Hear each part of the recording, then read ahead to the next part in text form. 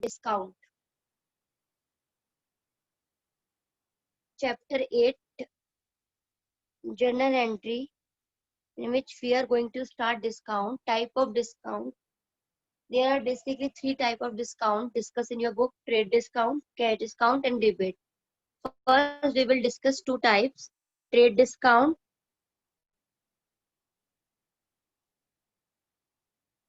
and cash discount.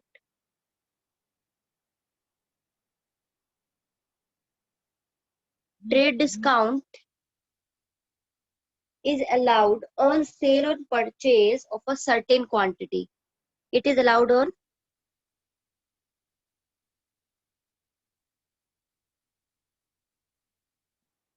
sale or purchase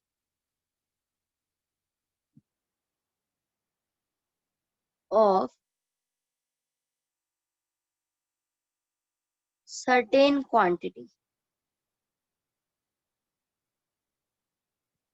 Cash discount is allowed on the prompt payment. It is allowed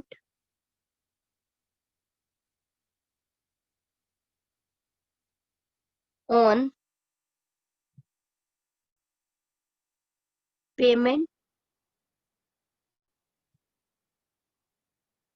being made on or before a certain date. अगर कोई payment आपने जल्दी करती है then you will get the cash discount.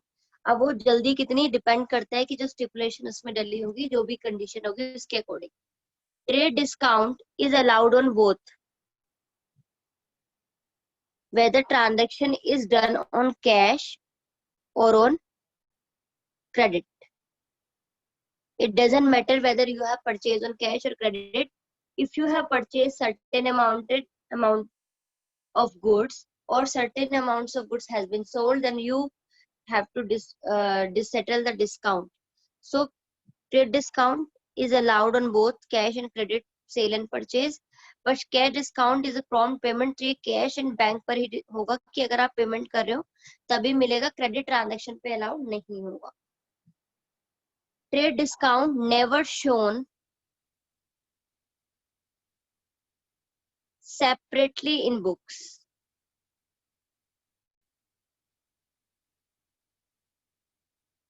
Books of account में separately discount के name से show नहीं होता है, जबकि कैश डिस्काउंट always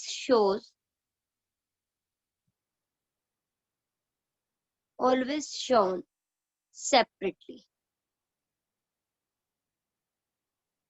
फिर इसका ट्रीटमेंट कैसे होगा? शो नहीं होगा तो पता कैसे चलेगा?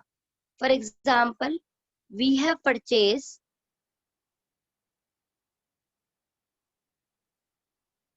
goods for rupees 10,000. Trade discount at the rate 10%. I'm taking the example. And the same way, purchase goods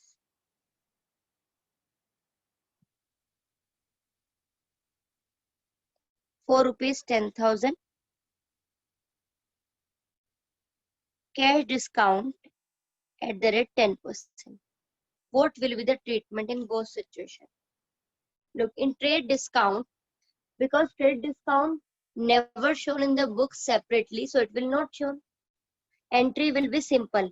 When you have purchased goods, that means purchase account debit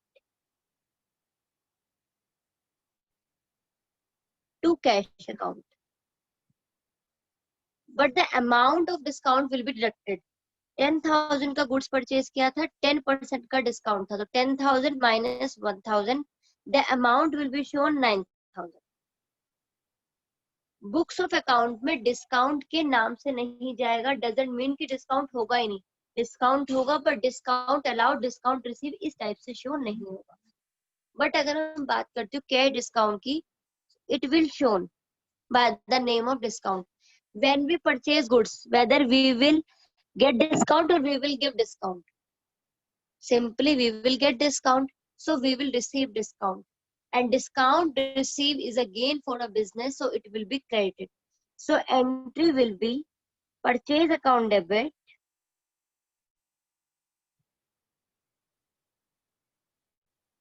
to cash account to discount received account. 10,000 का goods purchase किया, 10% का cash discount था, that means मुझे पे करना पड़ेगा 10,000 minus 1,000, 9,000.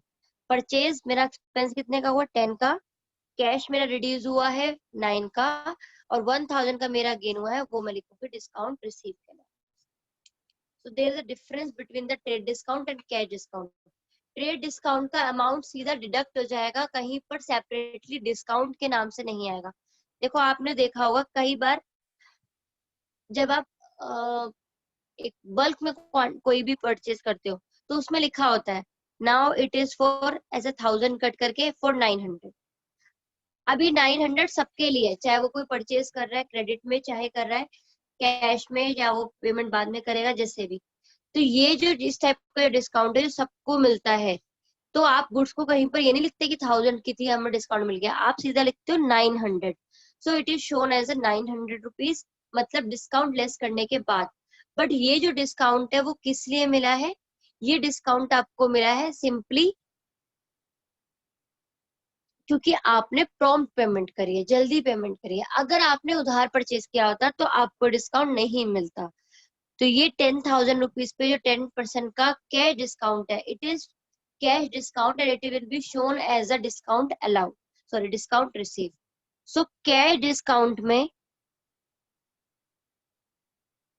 आपके पास 2 आइटम हो सकते हैं, either discount allowed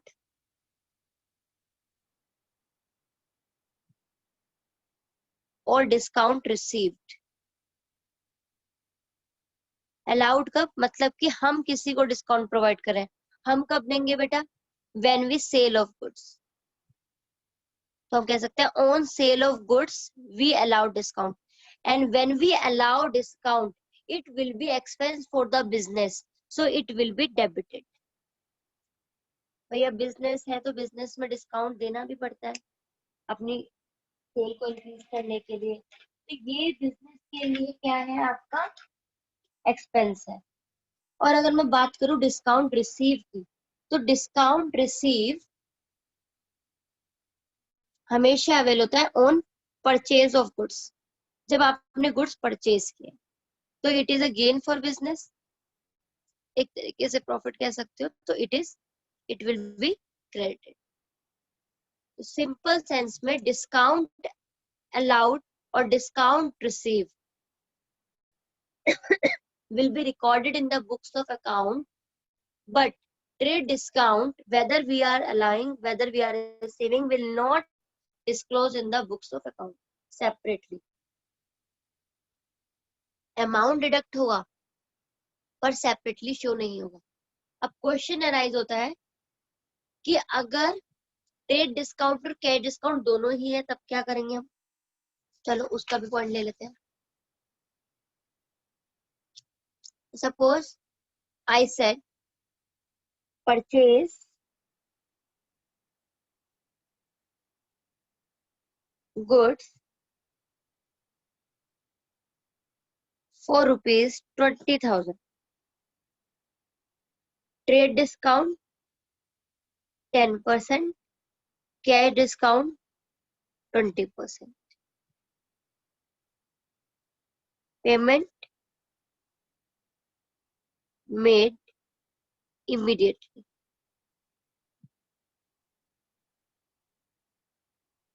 What will we do?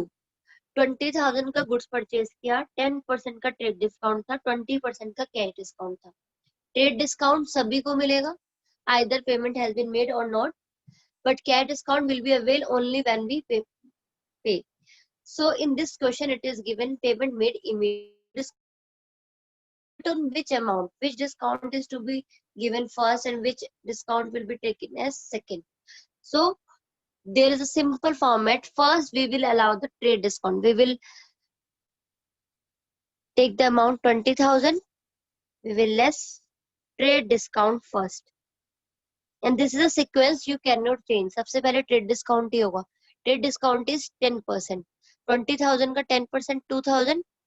The amount of goods will be 18,000. ये होती है आपकी exact amount after trade discount. Then you will less cash discount. Cash discount will be on this amount 18,000 का 20%. ध्यान से देखना बेटा, पहले मैंने ट्रेड डिस्काउंट लेस किया है, फिर जो अमाउंट आया है उस पर मैंने क्या निकाला है, cash discount. That will be 3600, 3600. तो जो अमाउंट मुझे पे करनी पड़ेगी वो कितनी करनी पड़ेगी, 18,000 minus 3600, that is 14,400, 14,400. So entry will B, अगर मैंने परचेज गुड्स किया है तो it means expense, purchase account debit. 3 account effect हो रहे हैं, एक परचेज, एक कैश और एक आपका डिस्काउंट. परचेज अकाउंट डेबिट कितने का, 18,000 का. ऑलवेज रिमेम्बर, ये ऊपर का जो प्रोसेस है ये भूल जाते हैं. सिर्फ ट्रेड डिस्काउंट के बाद इतने की गुड्स है हमारी 18,000. Then to cash account we have paid 14,400 and to discount received account 3600. It must be clear to all of you. If first we have deducted trade discount, then we have deducted cash discount, and cash discount is calculated on the amount which we get after the trade discount, that is this 18,000. This was also a very simple question. Now talk about if some payment is made and some is not paid, then what will we do? The next transaction I am taking, purchase goods for 1 lakh. Trade discount at the rate 10%. Cash discount 20 कर देते हैं इसको. Cash discount 10%. Then I said half of the amount paid by check immediately,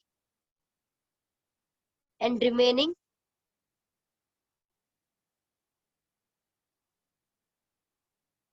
will be paid to X, person का name है, after some time. अब इस question को ध्यान से देखना बेटा, यहाँ पर 1 लाख की गुड्स परचेज की है, 20% का आपका ट्रेड डिस्काउंट है, 10% का कैश डिस्काउंट. हाफ अमाउंट अभी आपने इमीडिएटली पे कर दिए चेक से, रिमेनिंग बाद में करोगे. दैट मीन्स आपने ऑन क्रेडिट किया है purchase. So how we will treat this amount?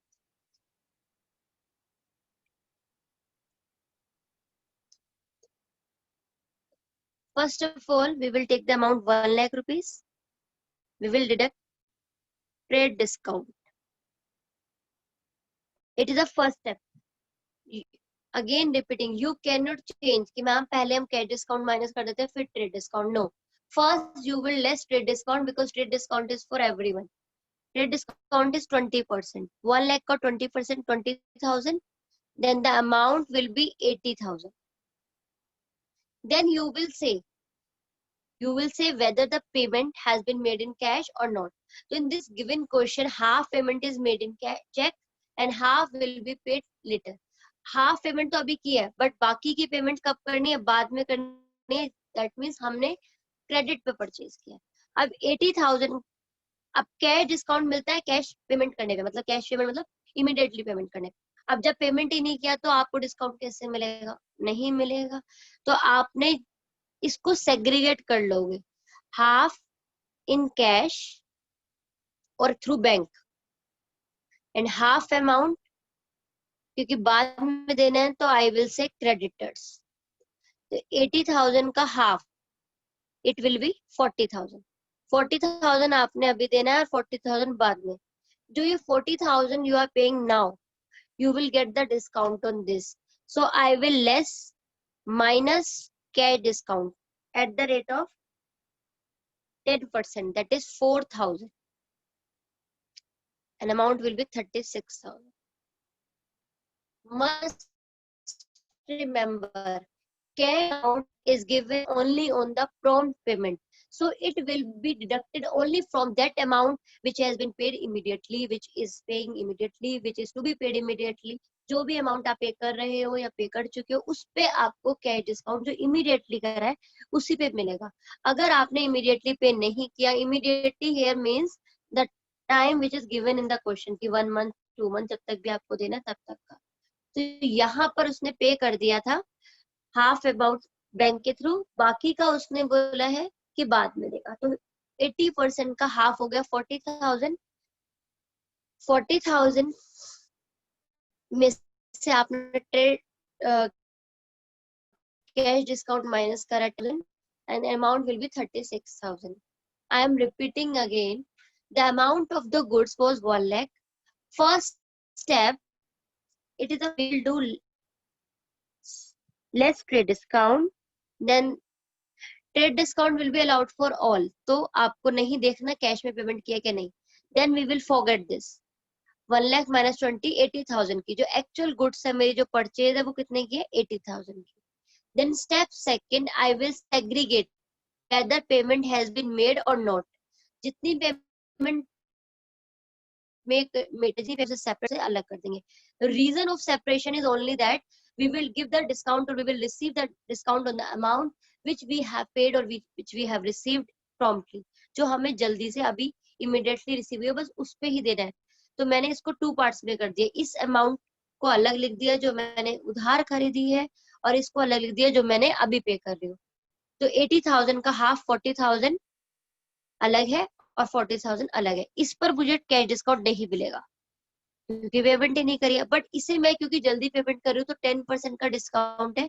40,000 का 10% इसी पर निकाला है मैंने. देखो जो पेमेंट करी है 4,000, it will be the cash discount and the amount which I have to pay is 36,000. तो कौन कौन से अकाउंट इफेक्टेड हो गए इसमें. एक तो गुड्स परचेज किए तो परचेज अकाउंट इफेक्टेड होगा 80,000 से. ऑलवेज रिमेम्बर, इस 1 लाख को भूल जाना है. जितना ट्रेड डिस्काउंट के बाद अमाउंट आया उसे याद रखना है. सेकेंड अकाउंट इफेक्ट हुआ है डिस्काउंट का क्योंकि मुझे डिस्काउंट रिसीव हुआ है. कौन से वाला डिस्काउंट, कैश वाला 4,000. थर्ड अकाउंट इफेक्ट हुआ बैंक का क्योंकि मैंने बैंक से पेमेंट करी है 36,000. एंड फोर्थ अकाउंट जो मेरा फोर्थ अकाउंट इफेक्ट हुआ है वो हुआ क्रेडिटर का. दैट मीन्स एक्स का क्योंकि मैंने एक्स से परचेज किया था 40,000 का. तो entry will B purchase account debit. Expenses बढ़े हैं मेरे 80,000. 80,000 का अमाउंट 80,000 के गुड्स परचेज किया. मैंने पे कितना किया टू बैंक अकाउंट. मेरा बैंक रिड्यूस हुआ 36,000 से. मेरे क्रेडिटर एक लायबिलिटी क्रिएट हुई है 40,000 की एंड डिस्काउंट मुझे रिसीव हुआ है 4,000.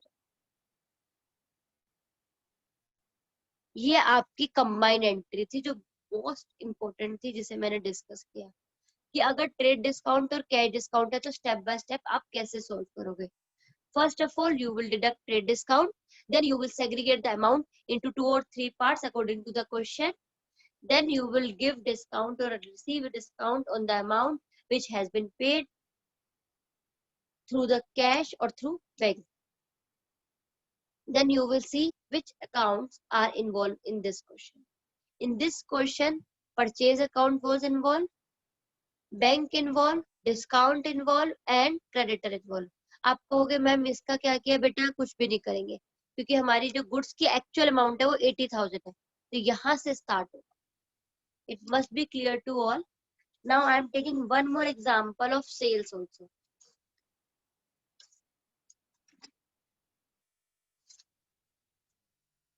If we have sold goods, then what will we do? Goods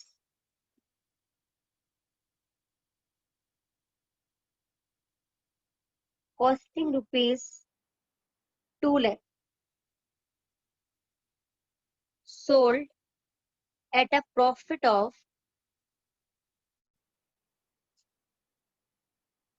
20%.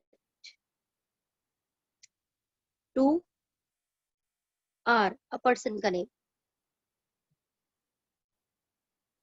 40% amount is received in cash. Trade discount is 20%. Cash discount is also 20%. चलो अब इसमें डिस्कस करने से पहले मैं आपको बता देती हूँ कि अगर गुड्स सोल्ड करिए प्रॉफिट पर, सबसे फर्स्ट स्टेप होता है कि आप प्रॉफिट ऐड करो, then trade discount, then cash discount. सब ये स्टेप्स है. कॉस्टिंग कितनी की है गुड्स की? 2 लाख की. First step, we will add profit in this. Profit is 20%. It will be 20% is 40,000. So amount will be 2,40,000. Now the second step is less trade discount. Trade discount is 20% again. 2,40,000 का 20%, it will be 48,000. Then the remaining amount will be 1,92,000. Actual question जो मेरा start होगा वो यहाँ trade discount के बाद होगा. ये सारी अमाउंट्स कहीं पर भी बुक्स में रिकॉर्ड नहीं हो. नाउ व्हाट विल आई सी, कितना अमाउंट कैश में रिसीव हो रहा है, कितना नहीं. 40% is receive immediately in cash and remaining will be received in future. तो 1,92 का 40%, इट विल बी 76,800. और रिमेनिंग कितना रहा फिर? 1,92,000 minus 76,800, 115,200, 1,15,200. अब इस पर डिस्काउंट मुझे नहीं देना है. डिस्काउंट किस पे लगाना है? ओनली 40% पे. तो माइनस 20% कैश डिस्काउंट. 76,800 का 20%, 15,360. So amount will be 76,800 minus 15,360, 61,440. बहुत ध्यान से समझना बेटा. आपके पास गुड्स थी 2 लाख की, कॉस्टिंग 2 लाख की थी, जिस पर प्रॉफिट था 20%, तो आ गया 40,000. गुड्स बन गई हमारी 2,40,000 की. अब ट्रेड डिस्काउंट 20% का है जो सबके लिए अवेलेबल है. So I will deduct 20% trade discount 48,000. Amount will be 1,92,000. Then I will segregate कितना पेमेंट मिल रहा है, कितना मतलब अमाउंट मिल रहा है, कितना नहीं मिल रहा है. जितना मिल रहा है सिर्फ उस पर ही कैश डिस्काउंट करना है, बाकी पर नहीं करना है. 60% will be the same. So what will we do, entry will be, sale की एंट्री में क्या होगा? एक तो रेवेन्यू जनरेट होगा. कौन कौन से अकाउंट इन्वॉल्व होंगे? ये जो पैसे मुझे बाद में मिल रहे हैं, ये डेटर का अमाउंट इन्वॉल्व होगा, आर का. डिस्काउंट अलाउड का होगा, जो अमाउंट मिल रहा है उसके लिए कैश या बैंक का होगा, और सेल्स का होगा. यही 4 अकाउंट इफेक्टेड होंगे. सेल मेरा रेवेन्यू है, इंक्रीज हो रहा है, क्रेडिट. डेटर्स एसेट है, इंक्रीज हो रहा है, डेबिट. डिस्काउंट अलाउड एक्सपेंस है, डेबिट. कैश रिसीव हो रहा है, एसेट है, debit. Entry will be, I am doing here या ऑन द नेक्स्ट पेज. यही पर यहाँ पर एंट्री आ जाएगी. अमाउंट रिसीव हुआ, cash account debit, discount allowed debit, arts account debit to sales account. Sales कितना? ये वाला अमाउंट.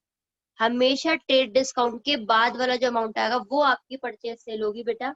आप कभी भी इस अमाउंट को कंसीडर मत करना जो यहाँ तक हमने कैलकुलेट किया है. So amount will be 1,92,000. Cash receive मुझे डिस्काउंट के बाद जो हो रहा है वो 61,440. Discount allowed 15,360. and amount which I will receive in future, debtors 115200. So it must be clear to all कि हमें स्टेप फॉलो करने होते हैं. स्टेप सबसे पहला आपको कॉस्टिंग लेनी है. कॉस्टिंग में से प्लस करना है प्रॉफिट. लॉस होता तो माइनस करते, वैसे होगा नहीं. माइनस करना है फिर ट्रेड डिस्काउंट.